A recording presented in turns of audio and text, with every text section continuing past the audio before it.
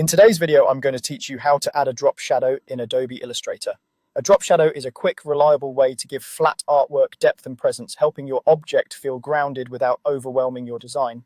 Now let's walk through it together in a clear, simple way so you understand not just what to click, but why each setting matters. Start by selecting the object you want to add a shadow to.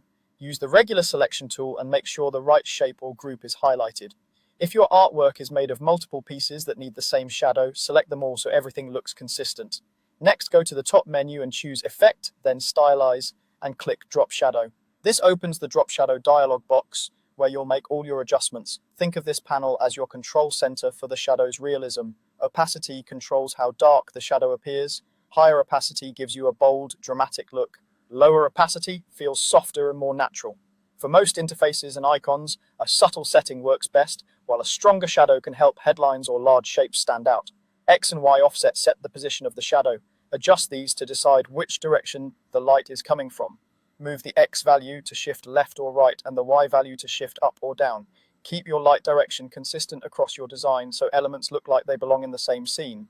Blur determines how soft the edges of the shadow are. A small blur creates a sharp, crisp edge, which can look stylized or harsh. A larger blur creates a gentle fade that mimics a natural diffused light source. Scale the blur to the size of your object. Bigger objects can usually handle a bit more blur. For color, black or a dark gray is usually the most natural. Gray often looks more refined, especially on light backgrounds. If your background is dark, consider a lighter gray so the shadow is visible but not muddy. The goal is to add depth without calling attention to the shadow itself.